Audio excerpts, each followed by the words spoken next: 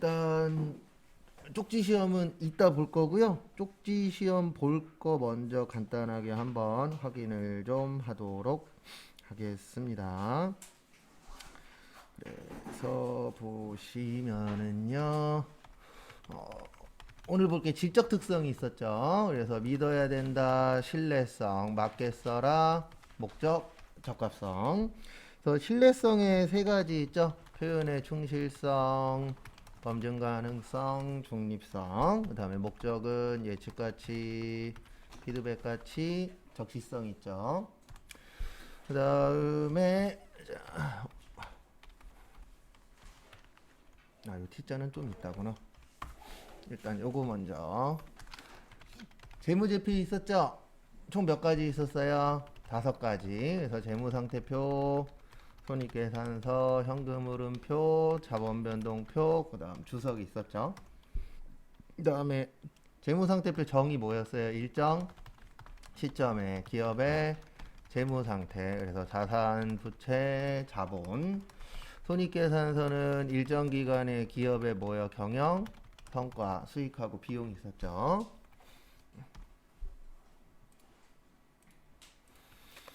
그 다음에 왼쪽이 뭐였어요? 차변이었죠. 오른쪽은요? 대변. 그래서 차변의 자산의 뭐요? 증가, 그 다음에 부채의 감소, 그 다음에 자본의 감소, 수익의 감소, 비용의 증가. 그 다음에 대변의 자산의 감소, 부채의 증가, 자본의 증가, 수익의 증가, 비용의 뭐요? 감소. 이렇게 되어 있었죠? 네, 이거 잘 기억하시고. 그 다음에 페이지는 몇 페이지요? 56페이지.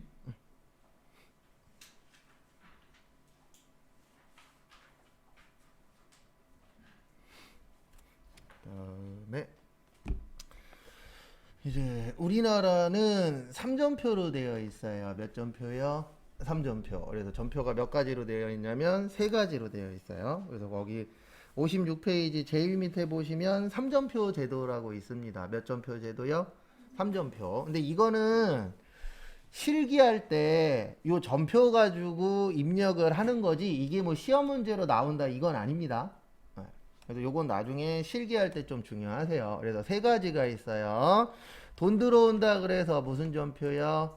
입금 점표. 그 다음에 돈 나간다 그래서 출금 점표. 그 다음에 대체 점표. 이렇게 몇 가지가 있어요?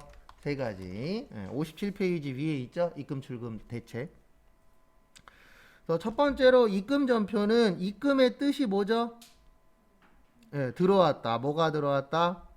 돈 들어왔다. 그래서 돈이 들어올 때. 근데 제가 돈 들어오면 어느 변이라 그랬죠? 차변이라 그랬죠. 그래서 현금이 어느 변에 있을 때요? 차변에 있을 때 입금 전표. 그 다음에 출금의 뜻이 뭐예요? 나가는 거죠. 그래서 돈이 나갈 때. 나가면 어느 변이에요? 대변이죠. 그래서 현금이 어느 변에 있을 때? 대변에 있을 때. 그 다음에 대체 전표는 현금이 일부 현금이거나 현금이 없는 거래. 그래서 우리가 돈을 일부만 줄 수도 있어요, 없어요? 있죠. 아니면 아예 안 줄 수도 있어요. 그러면 여기서 문제. 요즘에는 입금, 출금, 대체 중에서 뭐를 많이 쓸까요? 요즘에. 대체를 많이 써요. 왜요? 요즘 현금 들고 다녀요? 아니죠. 대부분 카드로 많이 긁잖아요. 아니면은 저거 뭐냐 계좌이체 많이 해주죠. 그러면은 무슨 전표가 되는 거예요? 대체 전표. 그래서 요즘에는 입금 출금 그렇게 많이 쓰진 않습니다. 왜냐면 현금 들고 다니는 사람이 많지 않잖아요. 그래서 어떤 식당 가면은 식당 인포에 이렇게 붙어 있어요. 현금으로 주시면 감사하겠습니다. 뭐 현금을 사랑합니다. 이런 식으로. 그거 왜 붙여놔요? 현금으로 받으면 뭐 적게 낼 수 있다고요? 세금 적게 낼 수 있어요. 그래서 거기에다 붙여놓은 건데 원래 그거 붙여놓으면 안 됩니다. 소비자가 알아서 하는 거예요 원래는. 그리고 우리가 물건 사다 보면 이런 경우 있죠. 카드로 긁으면 10%더 주세요 막 이러는 곳들이 있어요 없어요? 있죠. 원래 거기 신고해도 돼요 법적으로는. 그거 다 불법이에요. 카드로 하나 현금으로 하나 원래 가격이 어때야 돼요? 똑같은 게 원래는 정상입니다. 그런 거 다 원래 불법이에요. 근데 불법인 줄 알면서도 그냥 넘어가 주는 거죠. 왜냐면 내가 나도 세금 많이 내면 싫잖아요. 솔직히. 예. 그러니까 이제 업주분들도 세금을 적게 내려고 그렇게 하시는 분들이 있는데 잘못하면 망해요. 그런 행동 몇 번 하다가 몇 번만 찔리면 거기는 국세청에서 조사 들어갈 수도 있어요, 없어요? 있어요. 그래서 요즘에는 말 한마디 진짜 조심해야 돼요. 그리고 얼마 전에도 저기 약 사러 갔는데 거기 약국에서 이제 문구점이었구나. 꼬맹이 거 뭐 사러 갔는데 거기 문구점에서 봉투를 주는데 이제 손님이 더 큰 봉투 달래니까 딱 그 얘기 하시더라고요. 원래 이거 봉투 뭐 받아야 돼요? 돈 받아야 되죠. 공짜로 줬다가 자기네 신고당한 적 있었다고 그 얘기 딱 하시더라고요. 요즘 사람들 무서워요. 공짜로 줘도 이게 불법이면 신고해요. 실질적으로. 그래서 웬만한 데 다 봉투값 정확하게 받잖아요. 그래서 전 사업은 안 할 거예요. 한국 사람들 무서워서 못 하겠어요. 그리고 앞으로 가면 갈수록 사업이 더 힘들어질 거예요. 이제 큰 회사들만 남고 작은 데들은 그냥 버티는 정도로 되지 않을까. 그래도 요 정도만 아시면 돼요. 그리고 요거는 실기 때 중요합니다. 그 다음에 58페이지로 넘어오세요. 58.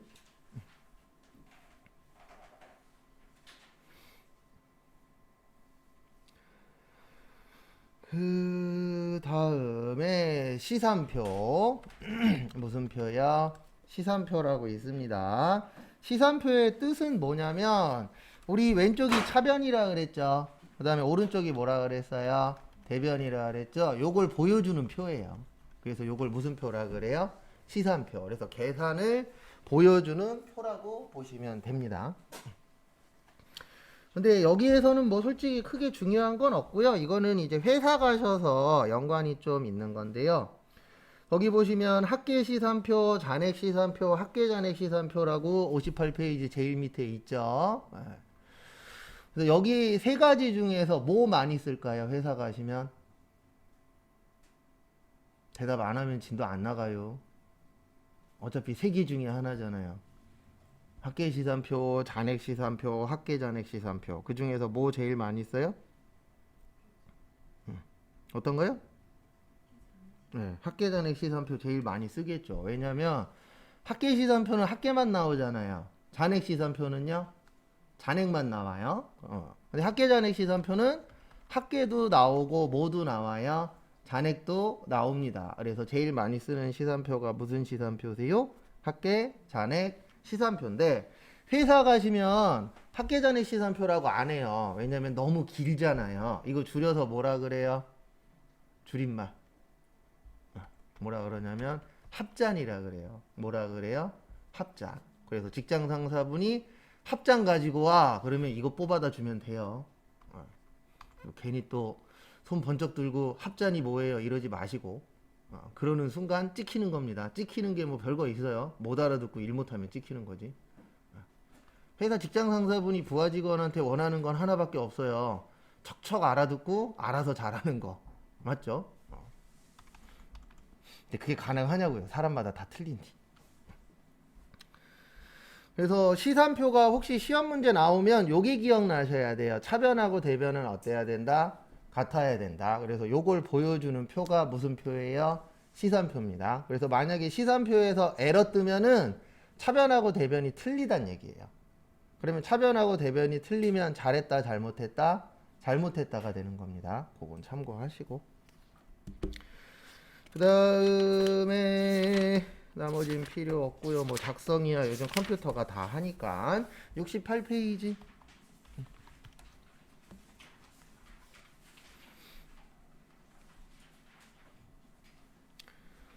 그래서 68페이지 보시면은요. 거기 보시면 결산이라고 있습니다. 요거 중요해요. 시험 문제에서도 많이 나옵니다. 그래서 전산회계 1급에서는 3문제 나오고요. 전산세무 2급에서는 5문제 나와요. 근데 제일 어려운 파트 중에 하나입니다. 왜 어렵냐면은 솔직히 이론은 암기 열심히 하면 어느 정도 커버가 되고요. 분계는 반복 연습 많이 하면 늘거든요. 근데 결산의 가장 큰 문제는 뭐냐면 얘는 외우기도 해야 되고 이해도 해야 돼요.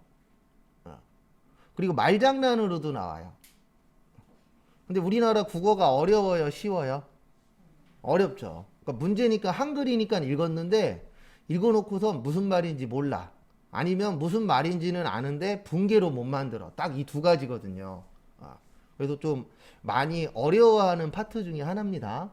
그리고 우리가 지금 수업을 듣는 이유 중에 하나가 돈 벌기 위한 거죠.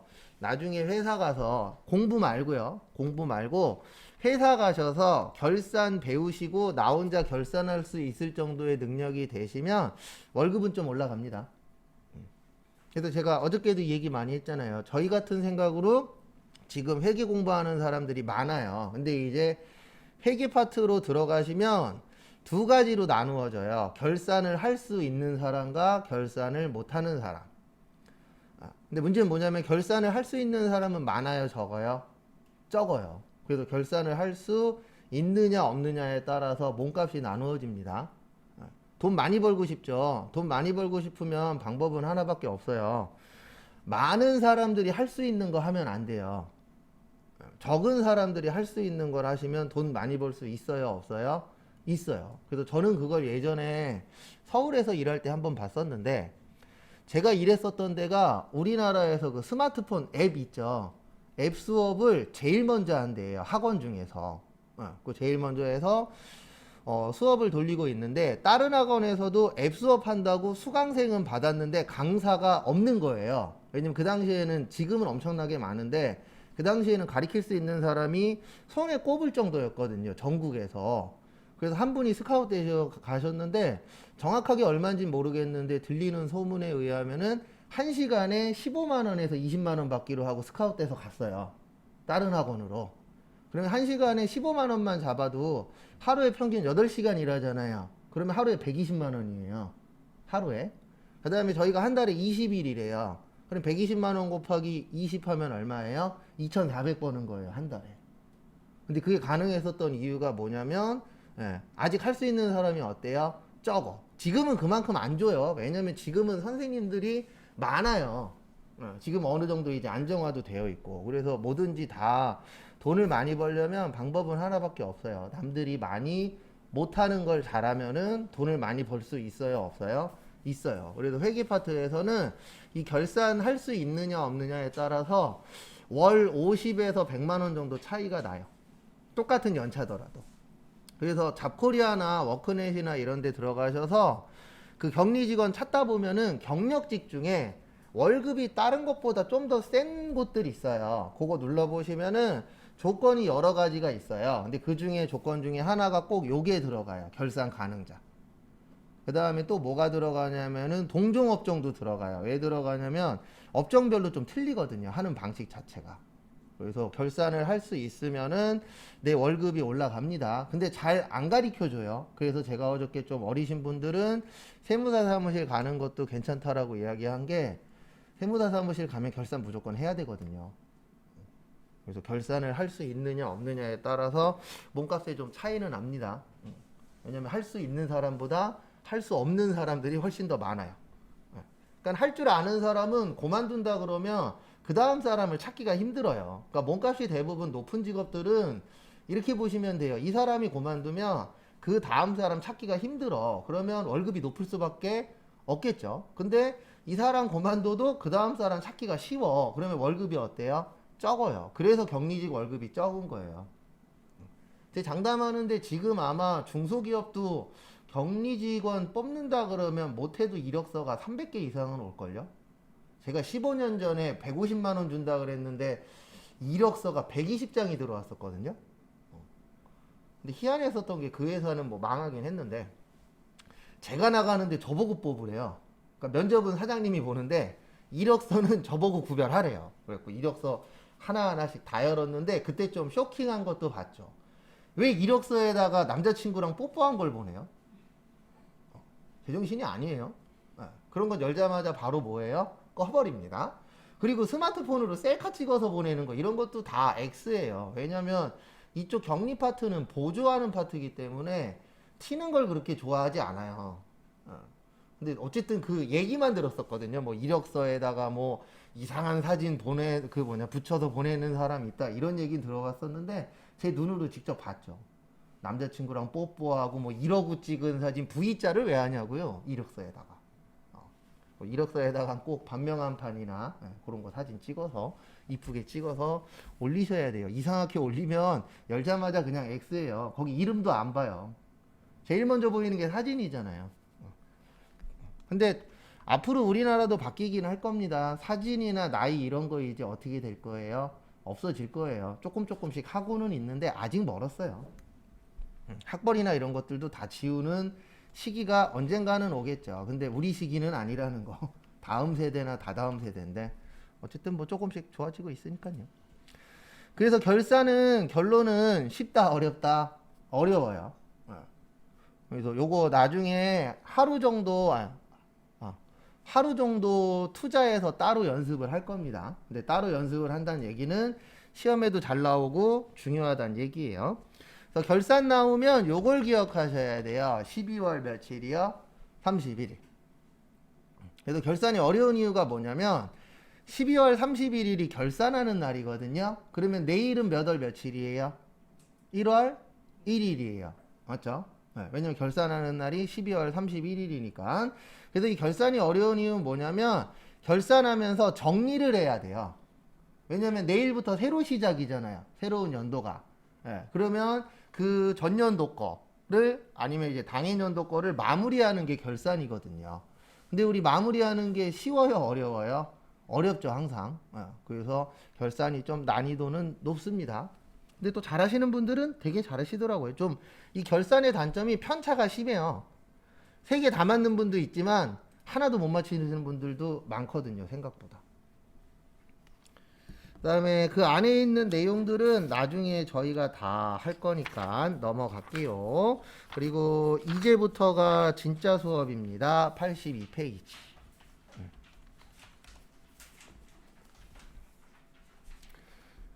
그 전까지 본 거는 그냥 우리가 요런 것들을 볼 것이다 라고 해서 본 거고요. 여기부터가 이제 진짜라고 봐주시면 될 것 같습니다.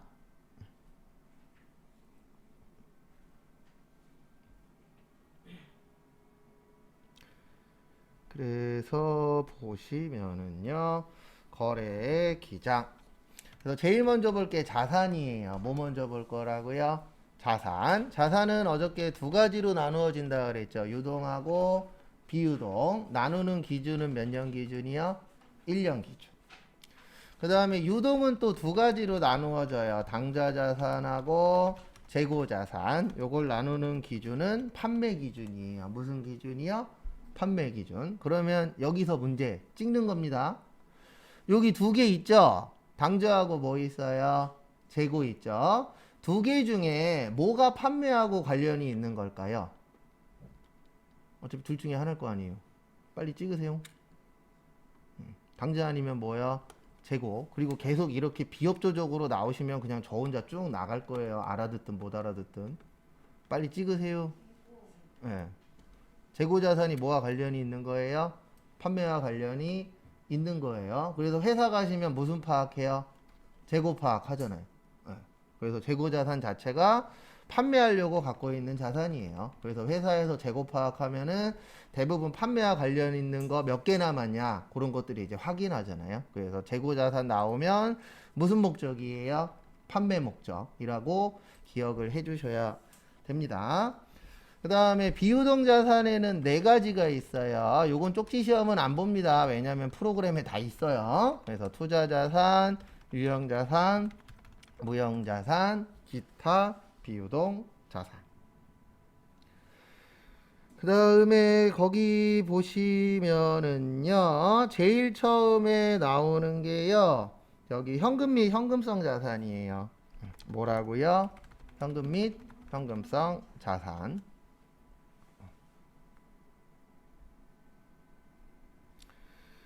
그래서 현금 및 현금성 자산 보시면은요, 요거는 월요일 날 쪽지 시험 볼 것 중에 하나입니다. 그래서 통화 및 통화 대용 증권, 요구불 예금, 당좌하고 보통 현금성 자산 취득 당시 만기가 3개월 이내.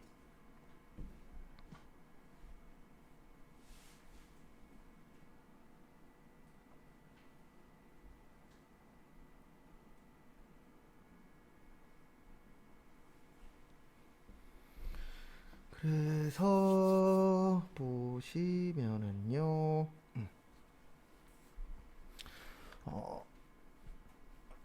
제일 처음에 통화라고 있어요. 뭐라고 있어요? 통화. 예. 통화는 요거 얘기하는 겁니다. 주화하고 지폐 얘기하는 거예요. 뭐하고 뭐요? 주화하고 지폐. 그래서 일명 우리가 얘기하는 뭐예요? 돈 얘기하는 거예요. 예. 그거를 통화라고 합니다. 그래서 우리나라 통화 단위가 뭐예요? 원이잖아요. 그래서 현재 우리나라 주화는 10원부터 500원까지 있고 지폐는 1000원부터 얼마까지 있어요? 5만원까지 있죠. 그래서 현재 10원짜리는 없앨 예정입니다. 왜냐하면 10원짜리 하나 만드는데 28원 정도 든대요. 거의 30원 가까이. 그럼 배보다 배꼽이 더 어때요? 크죠. 그래서 없앨 예정이고 지폐는 현재 5만원짜리까지 있죠. 10만원짜리를 만들려고 계속 기자들이 열심히 쓰고 계시는데 저는 10만원짜리 생기는 거에 반대하는 사람 중에 한 명이에요. 경조사비가 올라갈 수 있으니까. 우리 5만원짜리 생기고 나서 경조사비 평균이 얼마가 됐어요? 5만원이 됐죠. 그럼 10만원짜리 생기면 얼마로 바뀔 수도 있어요? 10만원으로 바뀔 수도 있는데 실제 그것보다는 현재 5만원짜리가 유통이 안 되고 있대요. 현재 5만원짜리 한 반 정도는요, 누군가의 금고에 있어요. 유통이 안 되고 있어요. 한 50에서 60% 정도는. 왜냐면 비자금으로 주기 좋잖아요. 예전엔 사과박스라 그랬는데, 요즘엔 바카스 박스예요.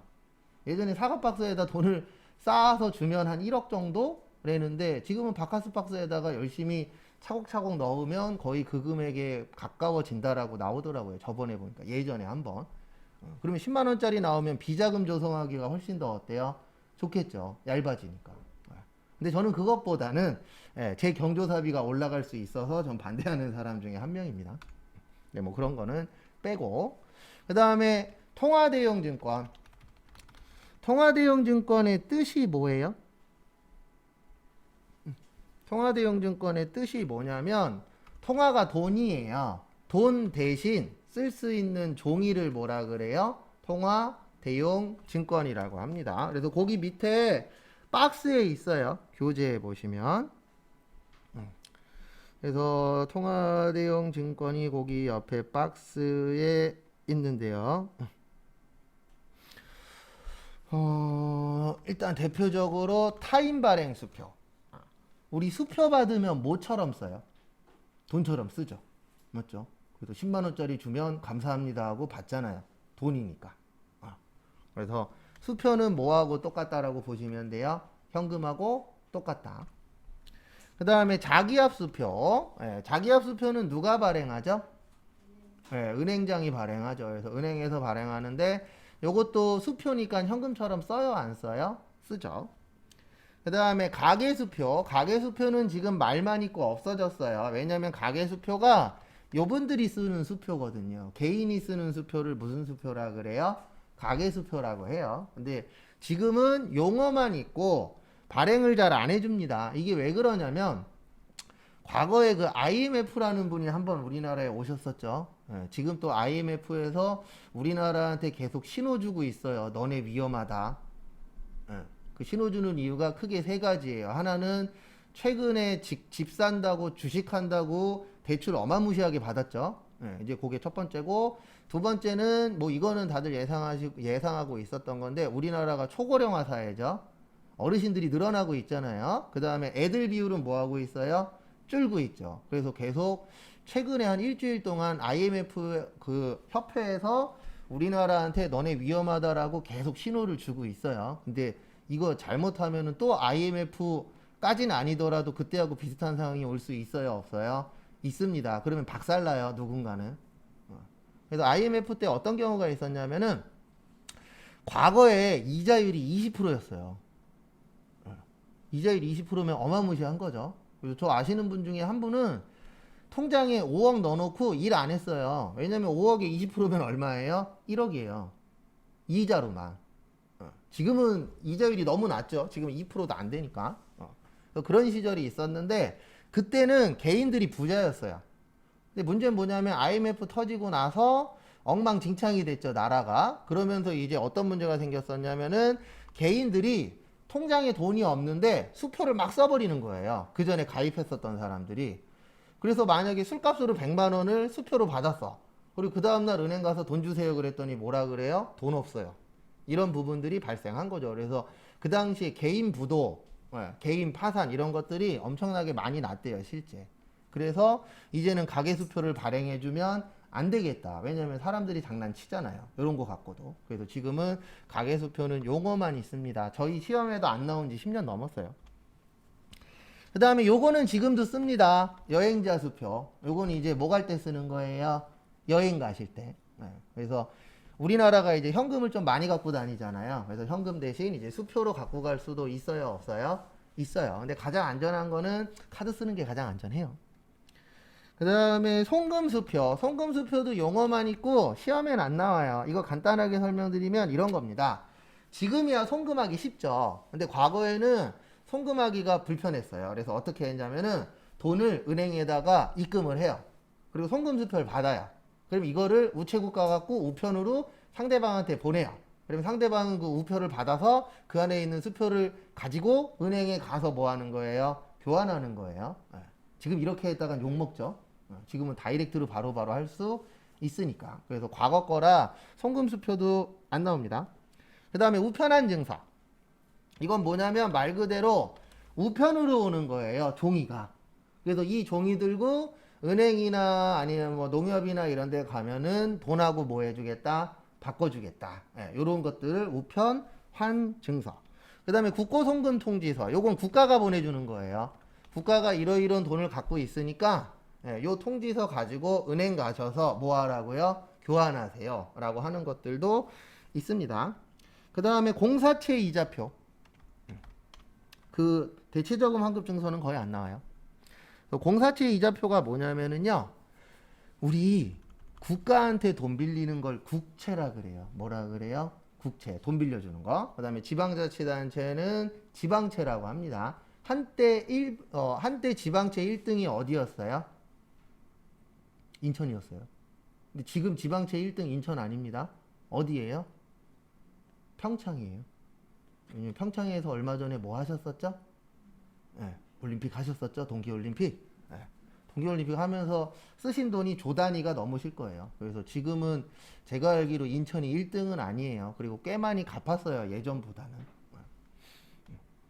그래도 인천이 종종 뉴스에 나왔었는데 지방채 1등으로 욕먹는 거긴 했지만, 근데 이제는 그 욕도 못 먹어요.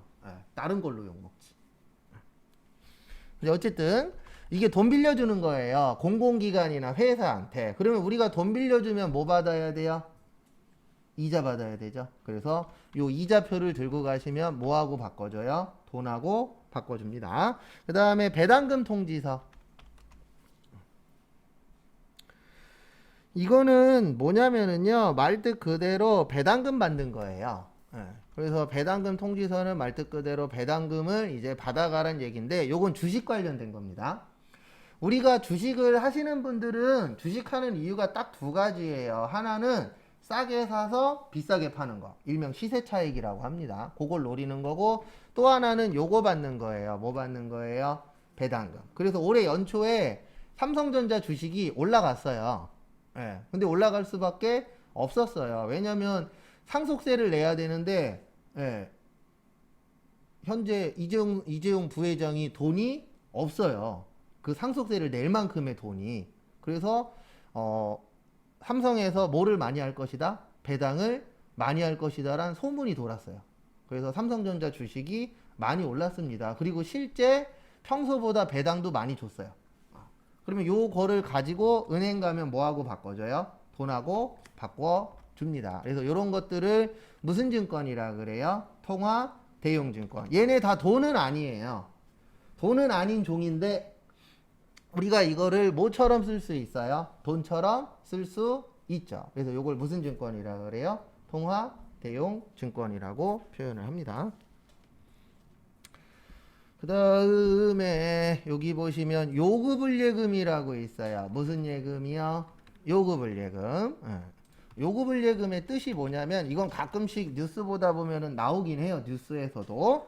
그냥 간단하게 입출금이 자유로운 예금을 요구불 예금이라고 해요. 좀 어렵게. 근데 우리가 일반적으로 통장 만들죠. 은행 가서 통장 만들어 주세요. 그러면은 제일 많이 만들어 주는 게 보통예금 통장이에요.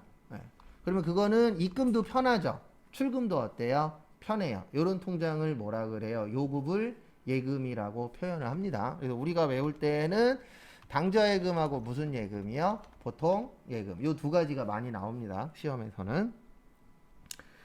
그 다음에 시험에 제일 많이 나오는 건 요분이에요. 무슨 성 자산이요? 현금성 자산. 그래서 현금성 자산은 말 그대로 현금은 아닌데 현금처럼 봐주겠다란 뜻이에요. 그래서 현금성 자산의 키포인트는 요겁니다. 취득 당시 만기가 몇 개월이요? 3개월. 그래서 요거는 취득 당시 만기가 몇 개월이네요? 3개월이네. 그래서 말은 안 되는데 내가 적금을 부었어요. 2달짜리로. 몇 달짜리요? 2달. 그러면 2달 그러면 긴 거예요? 짧은 거예요? 짧은 거죠. 그러면 2달 후에 현금처럼 쓸 수 있어요? 없어요? 있죠. 그래서 그 기간을 회계에서는 몇 달로 준 거예요? 3달로. 그러면 3달 안에 끝나는 거는 길다 짧다? 짧다. 그래서 뭐처럼 쓸 수 있다? 현금처럼 쓸 수 있다. 그런데 이렇게 얘기하시는 분도 있어요. 3개월은 긴데요. 긴 거는 맞아요. 근데 만약에 우리가 100살까지 산다라고 칠게요. 몇 살까지요? 100살까지. 네. 그러면은 1년이 12달이잖아요. 그럼 100살 곱하기 12라면 1200개월이에요. 그러면 그 중에 3개월은 아주 긴 거는 아니겠죠. 네. 그래서 회사도 우리가 일반적으로 영원하게 하는 게 목적이잖아요. 회사 자체를. 그럼 그 중에 3개월은 어떻다? 짧다라고 보는 거예요. 법에서. 그래서 요거 외우셔야 됩니다. 요 종류. 요거 잘 물어봐요. 시험 때. 그 다음에 거기 어디 있냐 82페이지 밑에 보시면 현금 과부족이라고 있으실 거예요. 무슨 과부족이요? 현금 과부족.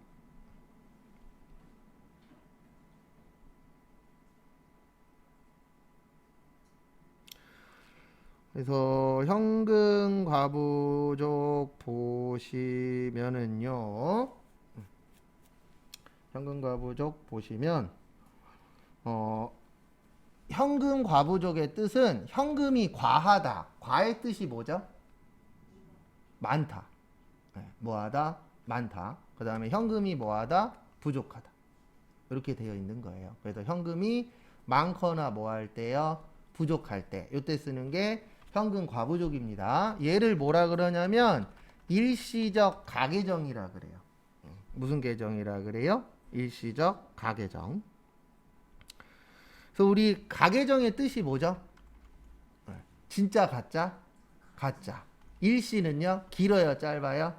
짧아요. 그래서 얘는 언제 쓰는 거냐면 현금이 많거나 적은데 내용을 모를 때 쓰는 거예요. 그래서 알 때 쓰는 거예요? 모를 때 쓰는 거예요? 모를 때 쓰는 거예요. 근데 뭐를 모르냐면은 현금이 많아. 근데 왜 많은지 몰라. 아니면 현금이 적어. 왜 적은지 몰라. 이럴 때 쓰는 거를 현금 뭐라 그런다고요? 과부족이라고 표현을 합니다. 그 다음에 얘는 요때 나와요. 결산 때. 언제 나온다고요? 결산. 그리고 제가 결산이라 그러면 몇 월 며칠이라고요? 12월 31일. 그래서 나중에 요건 또 볼 겁니다. 그 다음에 넘기세요. 85페이지. 시험엔 안 나오지만 교재에 있어서 한번 간단하게 설명을 드릴 겁니다. 소액현금, 전도금.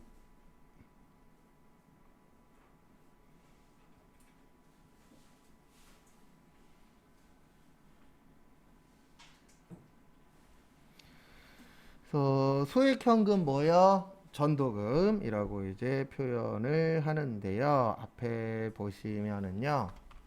소액의 뜻이 뭐죠? 네, 작은 금액. 그래서 작은 현금인데 이건 이제 어떤 경우냐면 이런 경우입니다. 만약에 우리 회사의 직원이 100명이에요. 몇 명이에요? 100명. 네. 그럼 100명이면은 작은 수는 아니죠. 만약에 그 사람들한테 매번 야근식 때 5,000원씩을 나눠줘야 돼. 그러면 격리 직원 못해요. 맞죠? 5,000원씩 100명한테 주는 것도 얼마나 시간이 오래 걸리는데요. 그리고 그거 아니어도 할 일 어때요? 많죠. 그래서 이렇게 운영하는 거예요. 인원이 좀 많은 회사들은 각 부서마다 담당자를 둬요.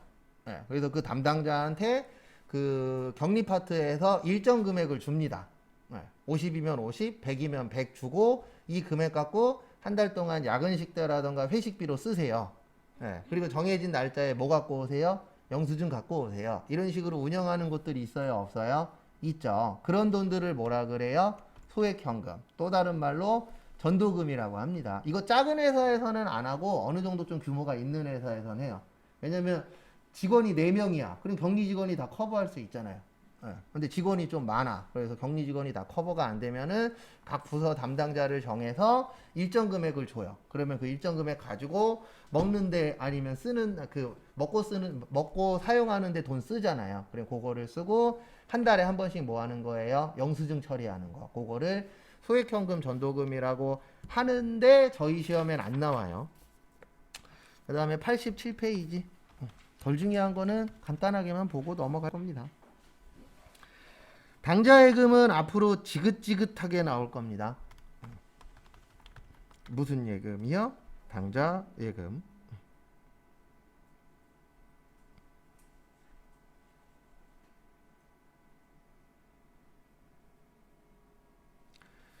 그래서 보시면은요, 당좌예금이 어저께 제가 뭐 발행하는 예금이라 그랬죠? 수표 발행하기 위한 예금을 무슨 예금이라 그랬어요? 당좌예금이라고 했죠. 그래서 수표 발행하기 위한 예금을 이제 당좌예금이라고 이야기합니다. 근데 여기에서 일단 잘 보셔야 되는 게 당좌예금하고 거기 밑에 보시면 당좌차월이라고 있어요. 무슨 차월이요? 당좌차월이라고 있죠. 그 당좌차월 옆에다가 이렇게 써주세요. 마이너스 통장.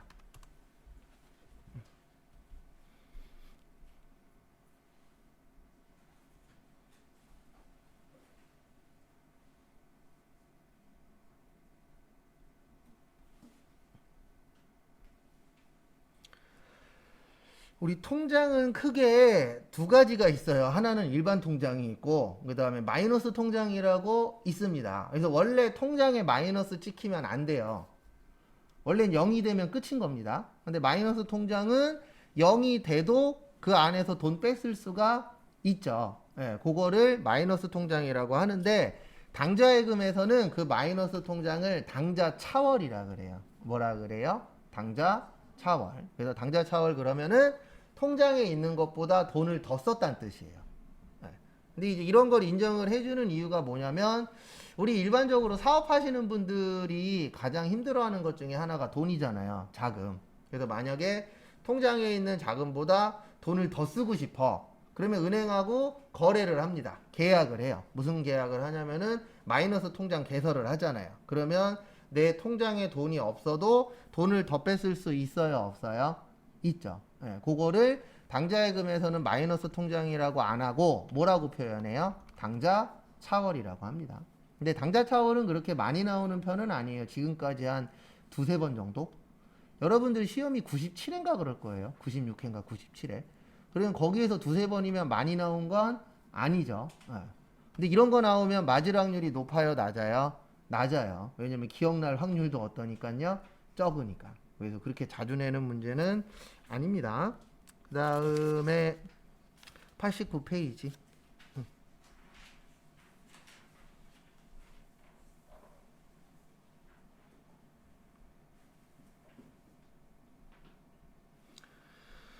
그래서 89페이지 보시면은요.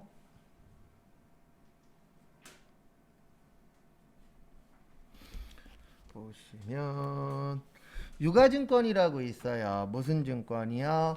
유가증권. 네. 그래서 유가증권의 뜻이 뭐냐면은요, 가치가 있는 증권이다. 그래서 무슨 증권이라 그래요? 유가증권이라고 합니다. 그래서 두 가지가 있어요. 몇 가지가 있다고요? 두 가지. 하나는 지분증권. 그 다음에 또 하나는 채무증권. 이렇게 이제 두 가지로 나누어지고요. 지분증권 그러면 저희가 공부할 때는 주식 얘기하는 거고, 채무증권 그러면 사채 얘기하는 거예요. 네. 근데 우리가 알고 있는 그 사채 아닙니다. 우리가 일반적으로 사채 그러면 뭐 러시앤 캐시니 미즈 사랑이니 이런 거 생각할 수 있는데, 공부할 때 사채 나오면 회사채예요. 무슨 채라고요? 회사채. 회사도 돈 없으면 빌려요. 네.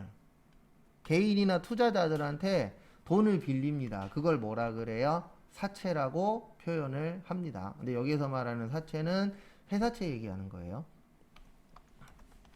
그래서 아시는 분들은 아시겠지만 회사채 말고 우리가 그 광고에 나오는 것 중에 뭐 미즈 사랑이나 이런 여성분들 전용 대출 해주는 데 있어요? 없어요? 있죠. 근데 남성 전용 대출은 없습니다. 그 왜 그런지 아세요? 남성 전용 대출은 없는데 여성 전용 대출은 있어요. 그거 왜 그러냐면 통계로 뽑아봤대요. 대출회사가 누가 더 잘 갚나. 그래서 봤더니 누가 더 잘 갚아요? 여자분이 훨씬 더 잘 갚아요. 여자가 80% 정도 갚는다라고 치면 남자는 60% 정도 갚는데요. 네, 그래서 여자분들이 더 잘 갚으니까 여자분들 전용 대출도 만든 거예요. 네, 근데 남성 전용 대출은 없어요. 그게 딴 것 때문이 아니고 돈 갚는 차이가 실제 난다 그러더라고요. 데이터를 뽑아봤더니. 절대로 사업하시는 분들이 그냥 하는 건 있어요? 없어요? 없더라고요. 다 그런 거 다 고민해서 누가 더 잘 갚냐, 누가 어떨 때 갚냐, 20대가 잘 갚냐, 30대가 잘 갚으냐, 이것까지 다 데이터 뽑아요. 왜냐면 계속 돈 빌려주다 보면 데이터 나오잖아요. 그럼 그거 가지고 장사하시더라고요. 그래서 주식에는 세 가지가 있어요. 몇 가지가 있어요? 세 가지. 그리고 제가 지금부터 적어드리는 거는 저쪽에 있기는 합니다. 어느 쪽에 있냐면은 그 외우라고 나눠드린 거. 단기매매증권, 매도가능증권, 지분법 적용, 투자, 주식. 그 다음에 쓰고 나서 설명드릴게요. 채무도 단기매매증권, 매도가능증권, 만기보유증권. 이렇게 세 가지씩 나누어집니다.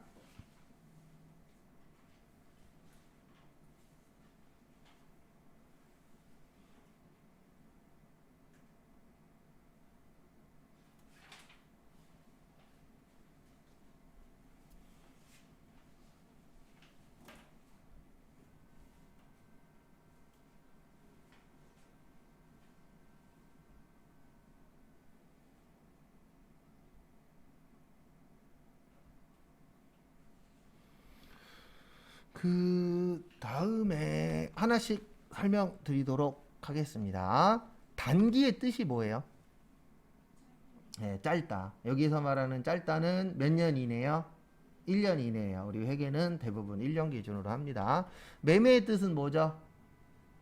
네, 사고 파는 거. 그래서 살매자 팔매자잖아요. 그래서 단기매매증권의 뜻은 1년 안에 뭐 하겠다? 사고 팔겠다. 네, 목적이 그거예요. 그 다음에 매도가능증권. 매도가능증권에서 가능의 뜻은 할 수도 있고 안 할 수도 있는 거예요. 그래서 매도가능증권은 1년 이후에 사고 파는 목적이에요. 근데 우리가 1년 이후에 어떻게 될지 알아요? 몰라요? 모르죠. 그래서 매도 가능이라고 얘기하는 겁니다. 우리 가능은 할 수도 있고 안 할 수도 있는 거죠. 그 다음에 지분법 적용 투자 주식은 지배하려고 갖고 있는 거예요.